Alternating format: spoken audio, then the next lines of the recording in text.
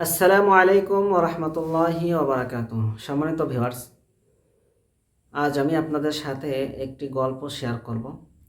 অত্যন্ত শিক্ষণীয় একটি গল্প। গল্পটি হলো একটি চিল এবং কাকের। আমরা জানি চিল শক্তিশালী একটি পাখি। পক্ষান্তরে চিলের তুলনায় কাক অত্যন্ত দুর্বল। তো এই কাক দুর্বল হওয়া সত্ত্বেও শক্তিশালী চিলের পিঠে বসে চিলের ঘাড়ে ঠোকর মারতে থাকে, তাকে হয়রানি করে, তাকে কষ্ট দেয়। তো চিল তার সাথে মার্কেটিংয়ে না জড়িয়ে, তার সাথে দ্বন্দ্বে না জড়িয়ে সে চমৎকার একটি কাজ করে। কাজটি কি জানেন? সে খুবই শক্তি প্রয়োগ করে দ্রুত উপরে উঠতে থাকে। তো তার প্রচণ্ড গতির কারণে এক পর্যায়ে কাক হয়রান হয়ে যায়। তখন সে চিলের পিঠ থেকে খসে পড়ে। এখানে যে বিষয়টা আমাদের লক্ষণীয় সেটা হলো, চিল অত্যন্ত শক্তিশালী প্রাণী হওয়া সত্ত্বেও সে বুদ্ধির পরিচয় দিয়েছে।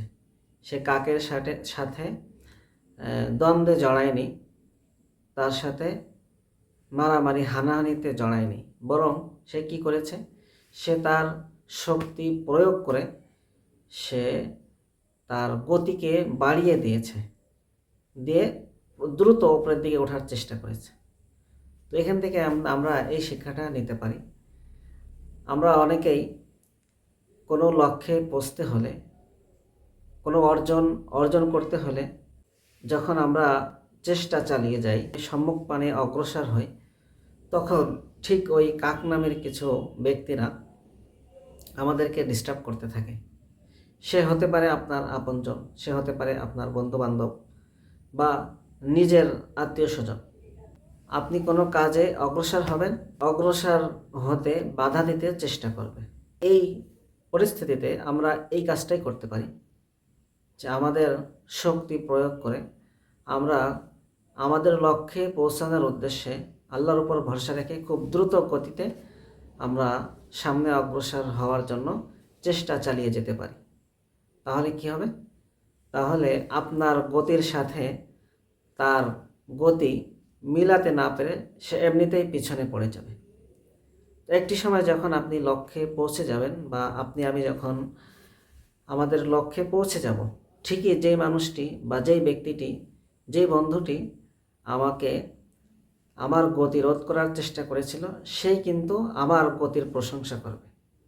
এটাই বাস্তবতা। এজন্য কোনো লক্ষ্যে পৌঁছতে হলে আশেপাশের লোকজন কি বলে, বন্ধুবান্ধব কি বলে, সেদিকে লক্ষ্য না করে আমার লক্ষ্য সীমায় পৌঁছানোর জন্য আমার গতিকে বাড়িয়ে দেওয়া। যদি আমরা এমনটি করতে পারি, অবশ্যই আশা রাখব যে আল্লাহ রাব্বুল আলামিন আমাদেরকে লক্ষ্যে পৌঁছানোর তৌফিক দান করবেন। সকলের দীর্ঘায়ু ও সুস্থতা কামনা করে আজকের ভিডিওটি আমরা এখানে শেষ করছি। আসসালামু আলাইকুম ওয়া রাহমাতুল্লাহি ওয়া বারাকাতুহু।